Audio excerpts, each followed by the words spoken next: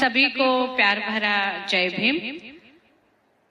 आज आदरणीय धम्माचार्य बोधिसेन इनका 75वां जन्मदिन है और इस 75वां जन्मदिन के अवसर पर उन्हें हम सभी जन बधाई देते हैं। आपका अगला सफर बहुत अच्छी तरह से जाए, विकसनशील से जाए और धम्म आचरण करने को आपको बहुत बहुत अच्छी तरह से क्षमता मिले। तो धन्यवाद।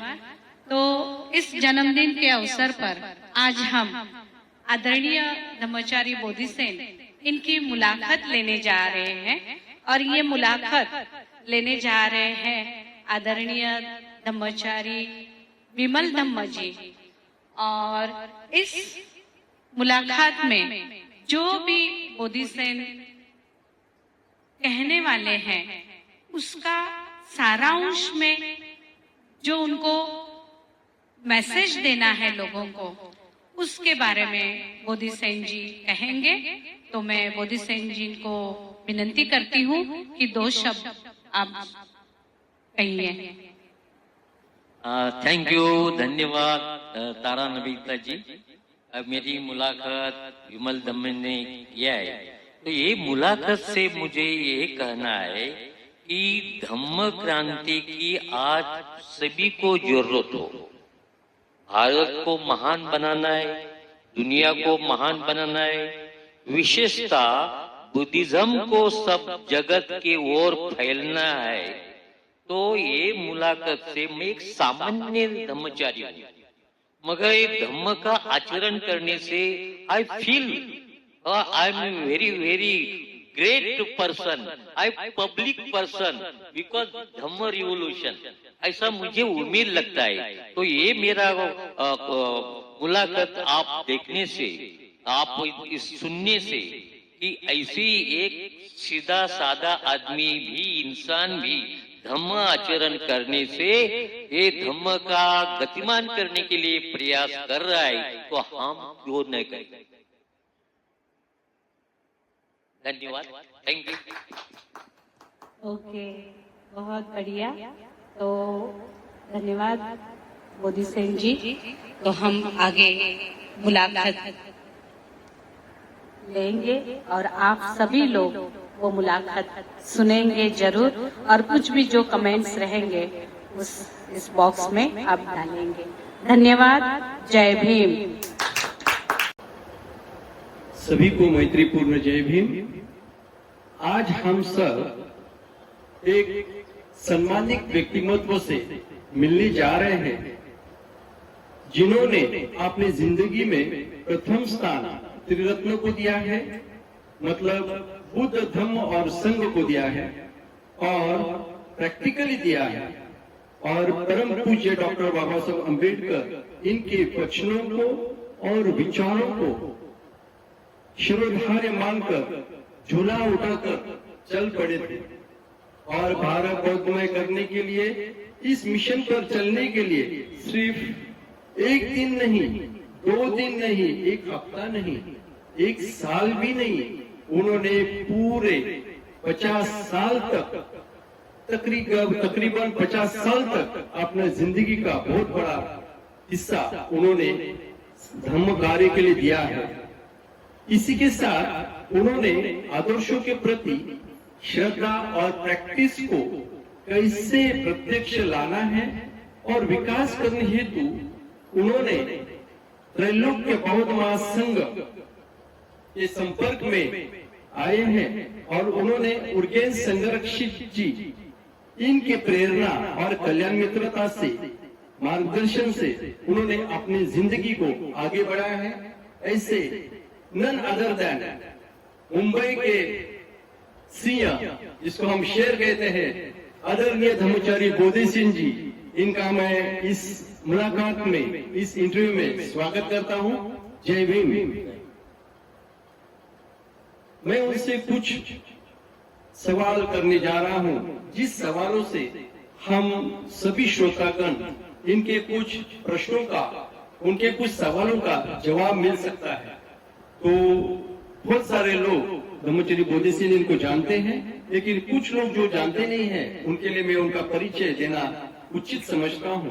तो इसके लिए मैं आदरणीय ब्रह्मचर्य बोधिसत्व इनके कुटुंब के बारे में जानना चाहता हूं। बोधिसत्व जी। जय भीम।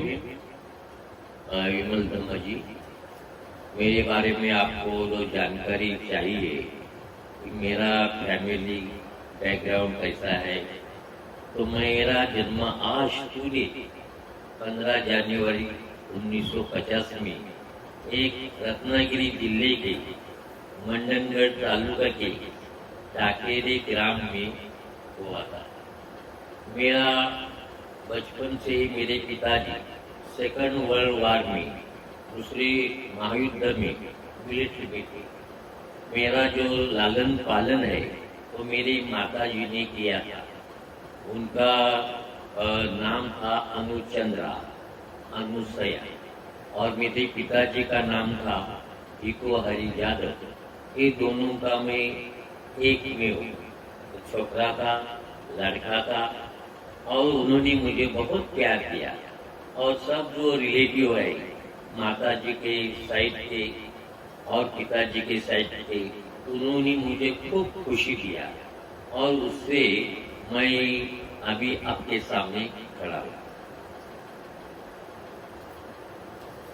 धन्यवाद। ब्रह्मचर्य बोधिसत्व इन्होंने आपने जो जीवन की जो शुरुआत जन्म से हुई है उन्होंने की है। अभी इसके आगे मैं जो पूछना चाहता हूँ, उनका जो बचपना शिक्षण कहाँ पे हुआ है, ये हमें बताएं। मैं गांव में देहात में होने से 6वीं कक्षा तक मैंने पढ़ाई की, और उसके बाद मुंबई आकर मेरा अगला 11वीं तक शिक्षा वर्ली में हाई स्कूल में हुआ था। और उसके 11वीं के बाद 2 साल मैंने जीजे स्कूल ऑफ आर्ट जो VT टाइम्स ऑफ इंडिया के बाजू में है, उसमें मैंने मेरा शिक्षण किया। यस, धन्यवाद।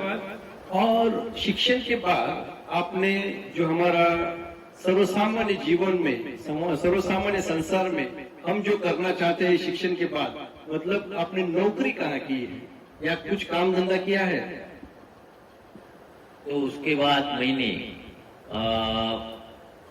बहुत छोटी मोटी कंपनी में काम कर दिया, मगर मेरा रिलेटिव थे वर्ली का टीवी सेंटर के बाजू में ग्लासको कंपनी में थे। उन्होंने मुझे वो ग्लासको कंपनी जो ब्रिटिश कंपनी मेडिकल थी, उसमें मुझे नौकरी दिया, और 4-5 साल मैंने उधर काम कर दिया। अभी हमारे जिंदगी में हम देखते हैं कि नौकरी के बाद छोकरी आती है, तो आपने आपका ब्याह या तो शादी कभी की है? तो मेरा शादी 1974 में वर्ली में हुआ। वो जो मेरी वाइफ थी, मेरी पत्नी थी, वो बम्बई में रहने वाली थी। वो एल्फिस्टन में रहती थी और मैं वर्ली में रहता था। मगर मैं जापानी बुद्ध विहार में जाने से मेरे माता पिता को लगा ये फ्यूचर में, भविष्य में भिक्षु हो जाएगा, तो मुझे तुरंत ही शादी का मेरी तैयारी कर दिया, और मैं नहीं बोल सकता हूँ, ऐसी सिचुएशन भी था। मगर 74 में मेरा शादी संपन्न हुआ। बहुत खूब।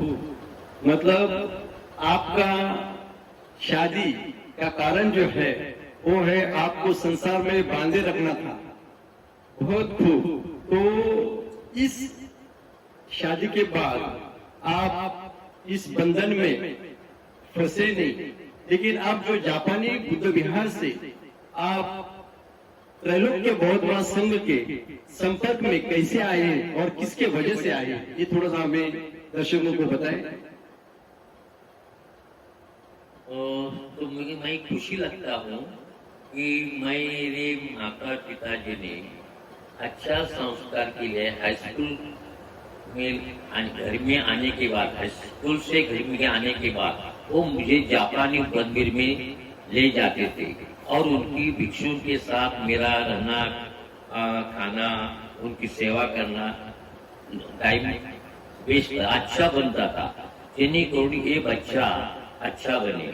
वहाँ जो जापानी मंदिर था वो फूजी गुरुजी जापान बुद्ध संघ के नाम से वो चला जाता था, विहार का व्यवस्थापन किया जाता था। तो वहाँ केवल नाम्यो हो रेंगे क्यों ये गाथा, ये मंत्र पठन किया जाता था, बाकी कुछ नहीं। तो मैं बोलता था कि आप क्यों बोलते हैं नम्यो हो रेंगे क्यों। मैं उनसे मन से पूछता था, फिर आप भारत में आया क्यों? हाँ, आप बोलते नम्यो हो रेंगे क्यों, तो मैं पूछता था उनसे कि आप भारत में आया क्यों, क्योंकि उसका अर्थ मीनिंग मैं नहीं जानता था। किनकी वजह से इस संघ में आया? और इससे वहाँ एक बम्बई में पवित्र जगह थी जहाँ बाबा साहब बार बार वर्ली में आके बिहार में जाके वंदन करते थे और फिर डीडी चाल में उनके अनुयायी को मिलते थे, प्रोग्राम में सम्मिलित होते थे। तो मुझे वो बिहार में जाने से मालूमत हुई और वहाँ मेरे सामने आनंद कौशल्य, मेरे सामने यूनू प्राइम मिनिस्टर ब्रह्मदेश का यूनू, मेरे सामने बहुत भारी हस्ती, भारी व्यक्ति, बड़े बड़े व्यक्ति आते थे। तो 79 में भंते उर्गेन संरक्षक भी वहां मुझे मिले और उन्होंने मुझे संघ के बारे में निर्देश दिए। बहुत खूब। बनते उर्गेन संरक्षित से आपकी मुलाकात हुई और उस मुलाकात के बाद आपने पूरे जिंदगी को तन मन और धन से आपने पूरी तरह से बनते उर्गेन संरक्षित इन्होंने जो निर्मित की है त्रैलोक्य बौद्ध महासंघ को आपने समर्पित किया है। तो यह जो चीज आपने पूरी तन मन धन से संघ को दिया है, वो कहाँ तक ये कार्य आप ले गए हैं? आपने सिर्फ मुंबई सीमित नहीं है, तो आप दापोली में भी गए ऐसे मैंने सुना है। तो इसके बारे में थोड़ा बतलाएं, क्योंकि आपने सिर्फ अपने ही गांव नहीं तो और भी इस संघ को आगे बढ़ाने की कोशिश की है, उसके बारे में थोड़ा परिचय कराएं। मुझे भंते उर्गेन संघर्षित ने केवल मुझे निर्देश दिया कि रत्न बौद्ध महासंघ पुणे में निर्माण हुआ है और तुरंत आदरणीय मेरे कल्याण मित्र ब्रह्मचारी लोक मित्र को बताया। नेक्स्ट वीक तुरंत बम्बई में ही लोक मित्र आए और उन्होंने मेरे फुल टाइम के बारे में पूछा और मैंने देखा। मैं बोला कि जब तक मैं आपका कांटेक्ट नहीं करता हूँ, जब तक अपना धर्म शिक्षा का ग्रहण नहीं करता हूँ, शिविर नहीं करता, तब तक मैं कैसा चॉइस कर सकता है फुल टाइम में। तो उसके बाद मैंने उनके शिविर किए और उन्होंने मुझे इतना प्रेरणा दिया, भंते ने भी प्रेरणा दिया कि आप केवल बम्बई में नहीं काम करके सब ओपन अप टू गोवा में काम करना पड़ेगा। तो ये इंस्पिरेशन से, ये प्रेरणा से, ये सपोर्ट से, ये ब्लेसिंग से मैंने शुरुआत बाबा साहब का जो घर दापोली में था, वो घर अपने संघ के संघ को मिलने के लिए वहाँ के लोकल जो कार्यकर्ता थे, मंडल थे, उन्होंने वो घर 35,000 रुपए में वो दूसरे को रखा था, उसको क्या रखा था, उनके पास पिक दिया था। मगर मुझे मालूम हुआ कि हमारा संघ है, तो संघ उस बाबा साहब का कुछ मेमोरियल उधर निर्माण करना चाहते थे दापोली में। तो ये जगह हमें पसंद आई। तुरंत लोक मित्र और ज्येष्ठ धर्माचार्य ने वो जगह अपने हासिल किया और 90 स्टूडेंट उधर 30 साल तक करते रहे। ये पहला है जहाँ बाबा साहब का बचपन उसने क्रीड़ा खेलते थे, बचपन ये झाड़ से वो झाड़ से चढ़ उतार करते थे। और उसके बाद एक खेड़ में एक मोहिती नाम का बाबा था, वो वर्ली में मेरे पास था। उन्होंने 10 एकड़ जगह देखे। अभी खेड़ में जंगल में मंगल ऐसा छोटा मिनी शिविर केंद्र आप देखते हैं। हर नदी पास है, पहाड़ है, हिल है, वही अच्छा काम हुआ है। उसके बाद सिंधुदुर्ग में एक कनकौली में 5 एकड़ संघ को जगह मिला है, उधर भी काम बढ़ रहा है। और उस आखिरी गोवा में 2 वसतिगृह की निर्मित किया है। और ये केवल मैं अपना प्रचार करता था, मगर ये संघ की वजह से हो रहा था। लोक मित्र आदि ज्येष्ठ ब्रह्मचारी मुझे प्रेरणा देते थे और मैं चरित्र विकव्यचारी कम बहुजन हिताय बहुजन सुखाय ऐसा मैं काम करते रहा। आपके जिंदगी का बहुत बड़ा पड़ाव आपने बहुत सहज ऐसे लफ्जों में आपने हमारे सामने रखा है। आप ये जो आप बता रहे हैं आदरणीय ब्रह्मचारी लोक मित्र आपके कल्याण मित्र हैं, वो बहुत ही प्रेरणादायी हैं।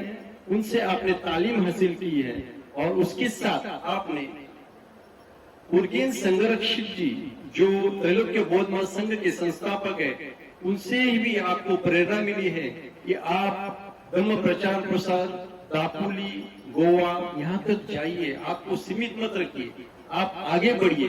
तो आपको फुल टाइमर बनने की भी ऑफर दी गई।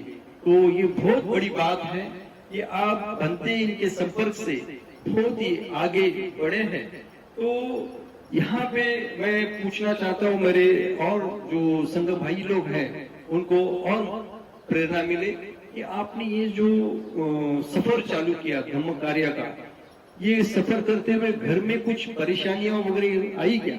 आपने किस तरह से इस परेशानियों को झेला है और कैसा मार्ग निकाला है ताकि हम सभी को प्रेरणा मिले? मैं 79 में पूज्य बनते उर्गेन संगत जी का दर्शन लिया, उनका ब्लेसिंग लिया और तभी से मैं इनके बारे में इंग्लैंड से जापानी मंदिर में न्यूज लेटर आता था। बंदे जी तुरंत वहां से इंग्लिश न्यूज़पेपर न्यूज वीकली भेजते थे। वो पढ़ के भाई बहुत खुश होता था कि कुछ ऐसा ही चाहिए, कुछ ऐसा ही चाहिए। ऐसा सोचते सोचते 81 में मैंने फुल टाइम होने का निर्णय लिया और 81 से मैं जो संघ का जो एक्टिविटी में एक फुल टाइम होकर एक सहायक बन गया, धर्म मित्र बन गया और 83 महीने मेरा धर्मचारी दीक्षा संपन्न हुआ। तो ये प्रेरणा है कि बाबा साहब का धर्म क्रांति करने के लिए उनके गुरु बंधु बनते उर्गेन संरक्षक अपना योगदान दे रहे और एक नया प्रकार का धम्म सेवक निर्मिति का तीर्थन बौद्ध महासंघ से काम हो रहा है। ये मुझे कनेक्ट हुआ। एक बाबा साहब का कहना था, वो चाहते थे कि नया धम्म सेवक की भारत में गरज है जो ये धम्म का प्रचार आणि प्रसार करे। तो बाबा साहब की प्रेरणा, बंदे की प्रेरणा और अपने जो यूरोपियन धर्मचारी आते थे, भारतीय धर्मचारी आते थे, जैसे भारत में चंद्र मोदी है, सुदर्शन है, ये लोगों ने खूब मुझे मैत्री दिया लोक मित्र के साथ और मैंने अपना जो धर्म कार्य गतिमान कर दिया। बहुत अच्छी है। आपने जब आप ब्रह्मचारी बने 1983 से आपने हजारों प्रवचन दिए, सैकड़ों शिविर लिए हैं और आपने अनुभवों को अपने आचरण से सबके सामने प्रैक्टिकली रखते गए। आपको देखकर बहुत सारे लोगों को प्रेरणा मिलती है। एक आप सबके आइकॉन हैं, एक आइडियल है। जैसे सभी लोग कहते हैं कि हमें ब्रह्मचारी बोधिसेन बहुत ही पसंद आते हैं। उनका जो प्रवचन है, उनका जो बात करने का, संपर्क करने का जो तरीका है, वो सभी को भा जाता है। तो उसमें से एक चीज हमने देखा है, हम लोग सुनते हैं, अनेक लोग आपको यमक के राजा कहते हैं। आप बैठे बैठे बात करते करते ऐसे कुछ यमक आप जुड़ाते हैं, जिसकी वजह से बहुत सारे लोगों को प्रेरणा मिलती है। क्योंकि मैंने भी देखा 6 दिसंबर को जब मैं वहां पे उपस्थित था, ब्रह्मचारी बोधिसेन जब स्टेज पे प्रवचन देने के लिए खड़े हुए, तो उन्होंने जो प्रवचन चालू किया, तभी सामने स्टेज के सामने जो आती जाती हुई जो अपने बंधु भगिनी थे, वो आ जा रहे थे। जब इन्होंने प्रवचन इतने सफलता से यमक की भाषा में जब बोले, तब मैंने देखा जहाँ पे 10, 20, 50 लोग थे, वहां पे सैकड़ों लोग आपने कान देकर ब्रह्मचारी बोधिसेन को यमक की भाषा में सुन रहे थे। तो ये कैसे आप करते हैं, और आपको क्या लगता है इस यमक से प्रवचन में और सामने के लोगों में कुछ बदलाव हो सकता है? क्या लगता है आपको? अच्छा है, ये क्वेश्चन जो आपने प्रश्न निर्माण किया है वो अच्छा है कि उसके बारे में बहुत कुछ लोगों को बताना चाहता हूँ। पहला है, मैं परिणामकारक शरण गमन किया है। मेरा आदर्श बुद्ध धम्म संघ है। तो हमेशा चलते फिरते घर में हम ये तीर्थन का स्मरण करता हूँ।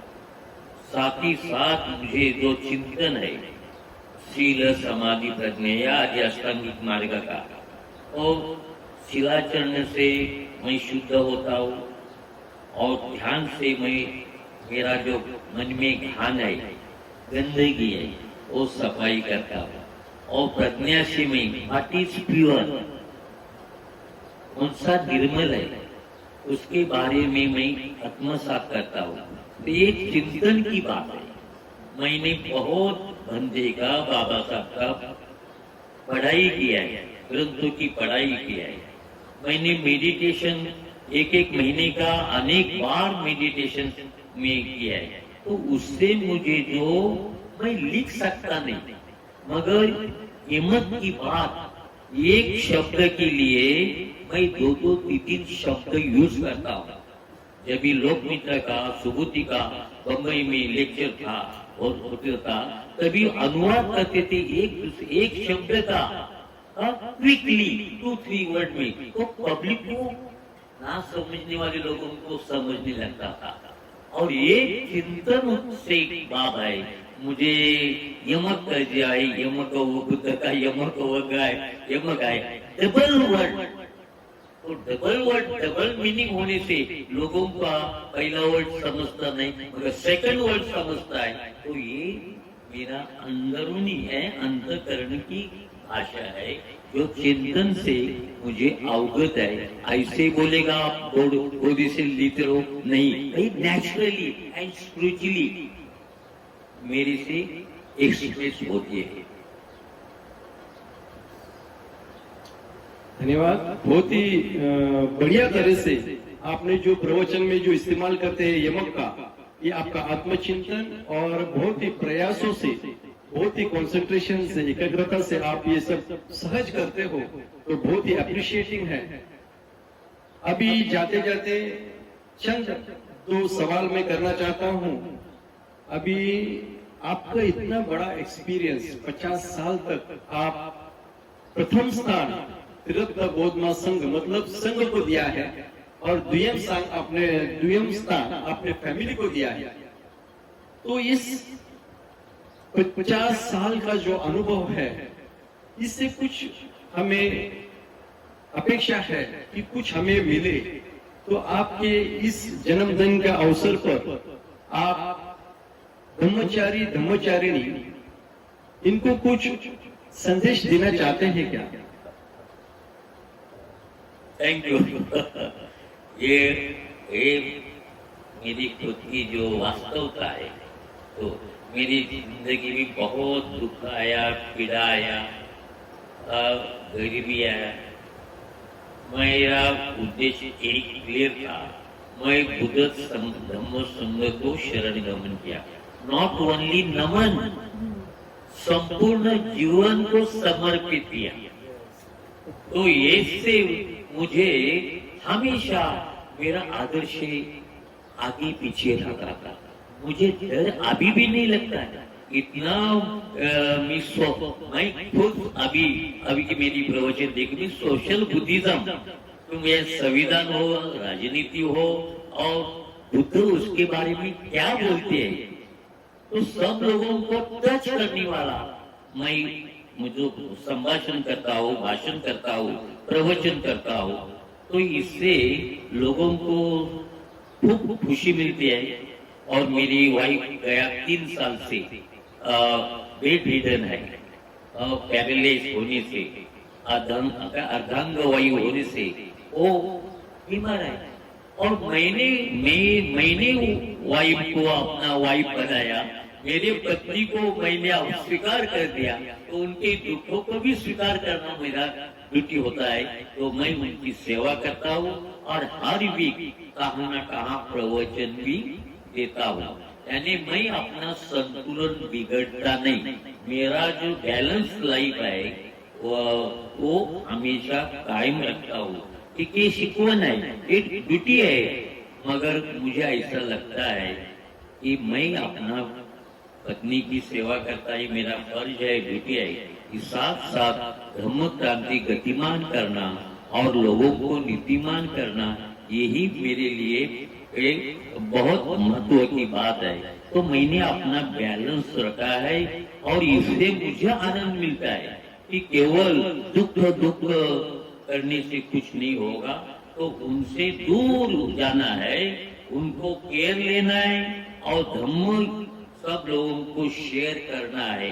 इसलिए कि ये महत्व की बात है कि मैं अभी धम्म जीना चाहता हूँ। बहुत पढ़ा है, बहुत प्रवचन दिया है, मुझे अभी इस लाइफ में रिजल्ट मांगना चाहता हूँ कि क्या सचमुच मैं अटैच है क्या मेरे फैमिली से, मेरी पत्नी से, मेरे रिलेटिव से। कुछ ऐसी बात है कि मुझे पीछे पीछे लागी, तो मैं समझता ऐसी कुछ नहीं, मगर ड्यूटी है मेरी पत्नी से सेवा करना।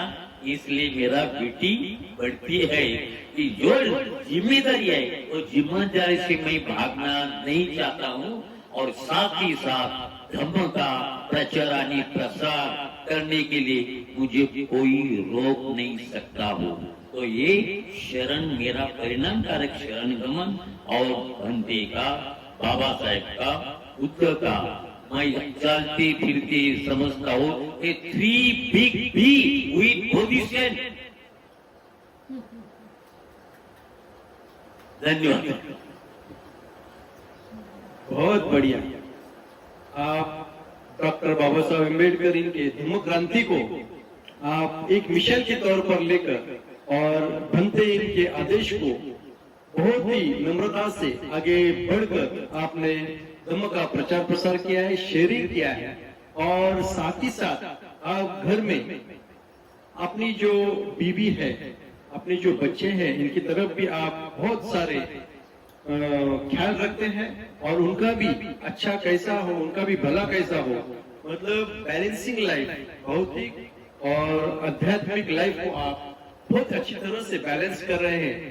तो जाते जाते आखिर का एक ही सवाल है, अभी तो आपने धम्मचारिणियों को आपने संदेश दिया, अभी मैं चाहता हूं कि जो भी श्रोतागण अभी इसको सुनेंगे, फिर वो संघ में रहे या संघ के बाहर नए जो लोग हैं, उनके लिए आप क्या संदेश देना चाहेंगे? आपका जो 50 साल का जो तजुर्बा है, जो 50 साल आपने जो अनुभव लिया है, डॉक्टर अम्बेडकर इनकी क्रांति को, धम्म क्रांति को आगे बढ़ाया है, तो आप क्या विश्वास दिला चाहेंगे कि आप बुद्ध धम्म और संघ के संपर्क में आकर आपने क्या पाया है और आप क्या पा सकते हैं?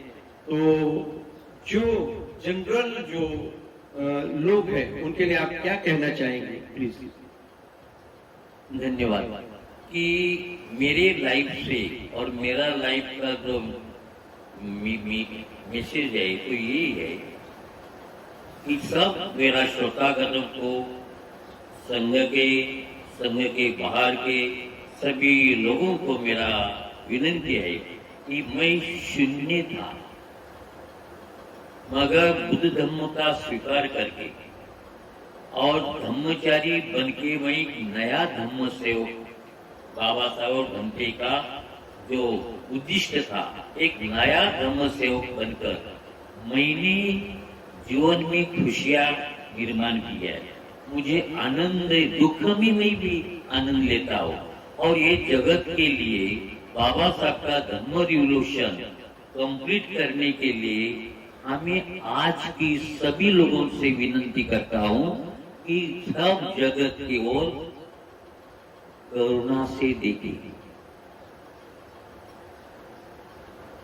Compassion, we need compassion mind. Everywhere pollution, everywhere violence. इसमें बाबा साहब का जो धम्म रिवोल्यूशन है वही एक में सोल्यूशन लगता है। देखो दुनिया में वेस्ट में वहाँ उनके नाम से लोग एक है मगर आपस में झगड़ते हैं।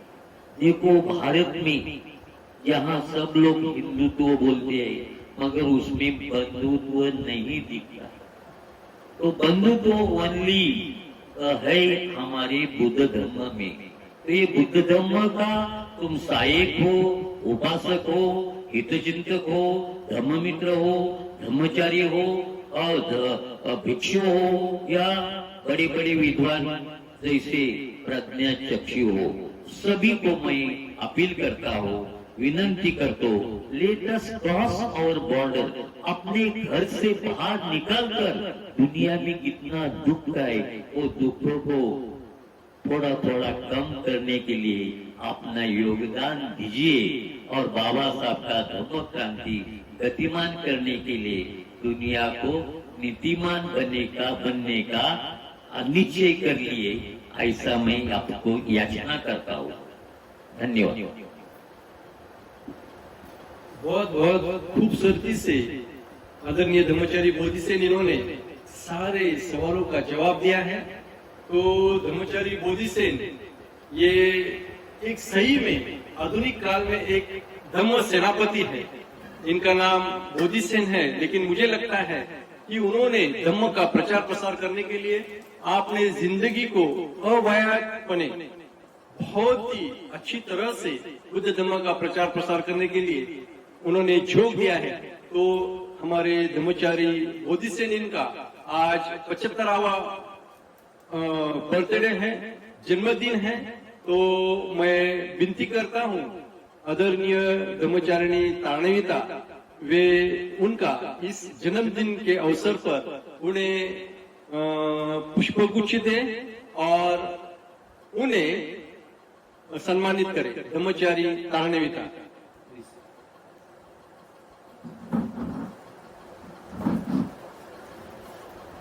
धन्यवाद।